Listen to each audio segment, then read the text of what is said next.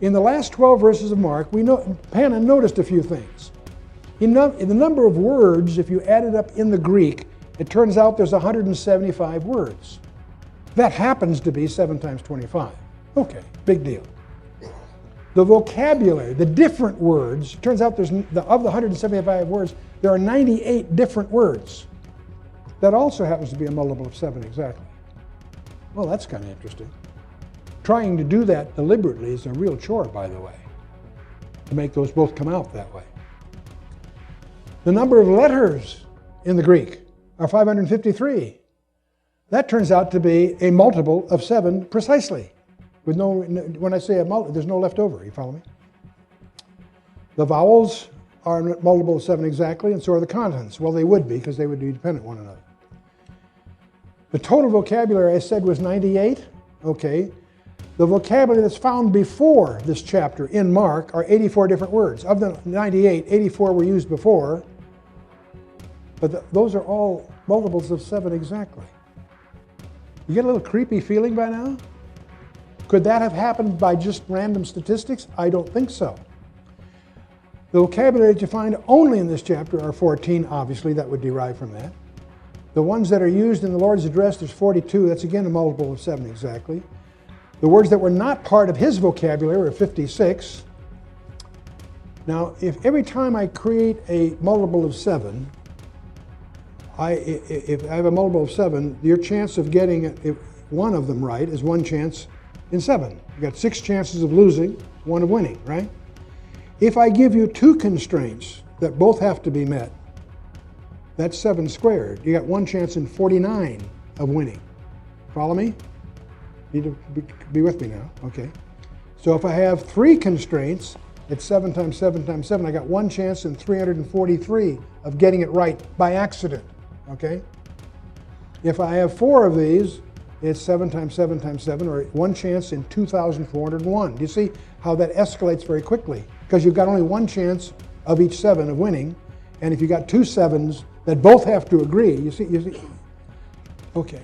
So if we just keep going like this, if I just took 9 of these things, I got 1 chance in 40 million. 1 chance in 40 million of it happening statistically by accident. Well, suppose I gave you a piece of paper and asked you to draft, make up your own fictional last 12 verses of Mark.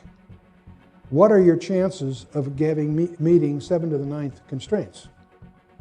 1 chance in 40 million. Okay. Okay, so would you like to try this? 7 to the 9th chances add up to over 40 million attempts that you're going to have to try if it's random.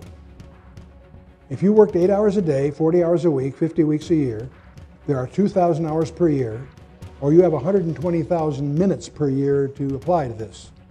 Now, if you can do a draft in 10 minutes, you've got 10 minutes each time you try, it'll take you 403 million minutes, or 3,362 years, if you're doing it by hand.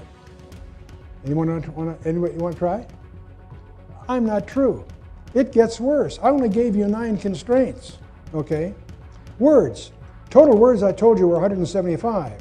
In the address of our Lord, there were 56. In the rest of the passage, there was 119. Each one of these are multiples of 7. Verses 9 to 11, that's one way to parse this, is a multiple of 7 exactly. 12 to 18, multiple of 7 exactly. Verse 12, multiple of 7 exactly. 13 to 15, multiple of 7 exactly. 16 to 18, multiple of 7 exactly. The conclusion, the last 2 verses, multiple of 7 exactly. Anybody want to speculate that this was just a statistical accident? I don't think so. It gets worse yet. In the Greek, Greek and Hebrew have the distinctive that every letter has a numerical value. So if that's true, and it is, then every word in the Greek has a numerical value. They call the study of that gematria, okay? Now the numerical values, the total numerical values in the last 12 verses of Mark add up to 106,663. That's a multiple of 7 exactly. You gotta be kidding. The verses 9 to 11, the geometrical value is a multiple of 7 exactly. Verse 9, a multiple of 7 exactly. Verse 10, the first word, multiple of 7 exactly. The middle word, we're talking about verse 10 here. And then the last word. The first, the middle, and the last word all are multiples of 7 exactly in terms of their numerical value.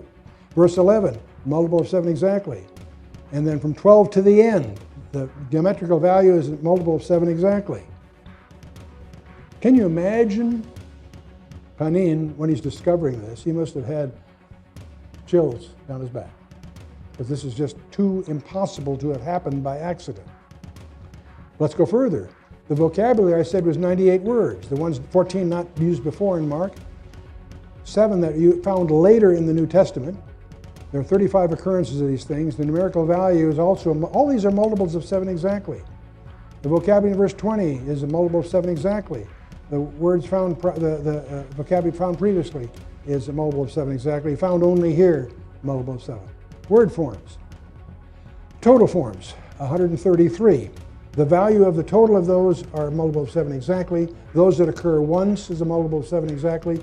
Those that occur more than once is a multiple of 7 exactly. Occurring 63 times is again a multiple of 7 times, and on it goes. Total occurrences is a multiple of 7 exactly. The total value of the letters is a multiple of 7 exactly. I'll take one of these. One of these words is the word deadly. It's not found anywhere else in the New Testament. It has a numerical value of 581, which turns out to be a multiple of 7 exactly. It's preceded in the vocabulary by 42, or multiple of 7 exactly, in the passage itself by a multiple of 7 exactly. And so I gave you 9 before. I've just added a few more. In fact, I didn't stop at 17. I stopped at 35. So if we go down here, it turns out to have that happen accidentally is an awfully big number. Awfully big number. And you say I'm exaggerating. Panin didn't discover 34. He discovered 75. I stopped here because you'll see it gets ridiculous as far as we did. You want to try this now? You want to try doing this synthetically? You got 7 to the 34th power to deal with. That's 5 times 10 to the 28 tries that you're going to have to be able to, you're going to have to try 5 times 10 with 28 zeros after. Okay. Well, in this case, and by the way, there are about 3 times 10 to the 7th seconds per year. Okay. Let's assume I give you a computer that operates 400 million tries per second. Now, it will draft a candidate group of 12 verses by some statistical design. You can try 400 million of those per second, okay?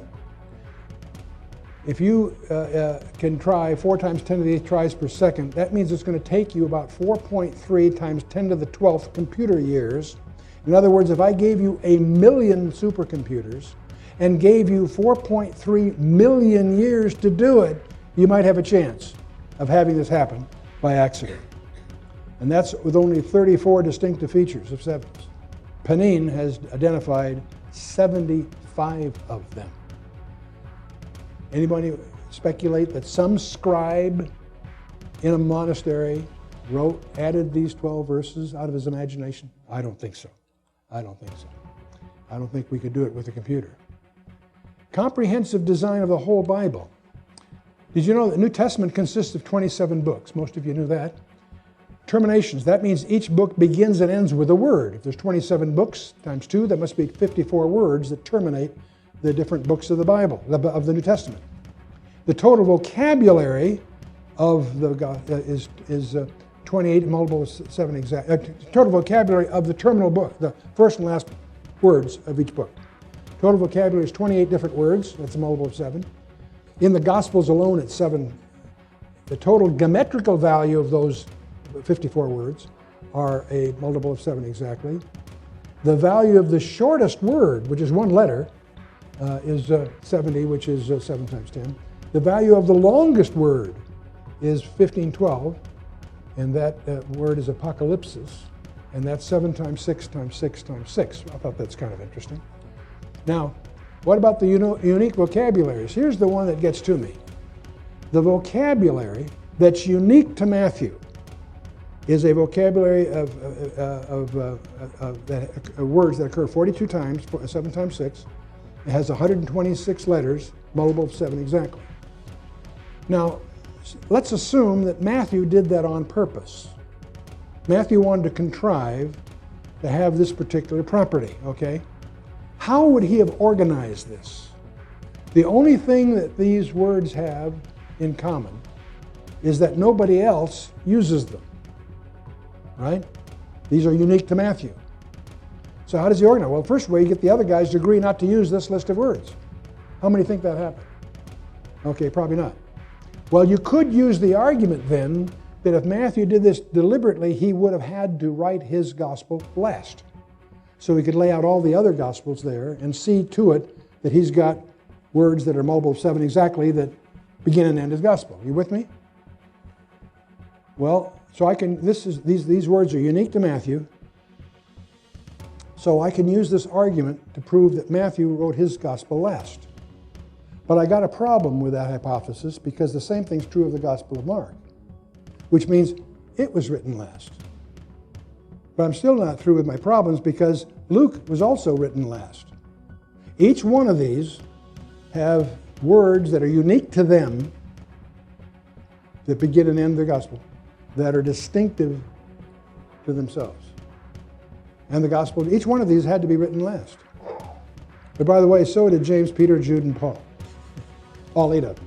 Each must have written last, because they each have that peculiar statistical characteristic. No, the Bible is absolutely breathtaking. The more we study it, the more we discover there's design, not only in the content, but in the very structure, a design that you can't replicate even with the power of computers.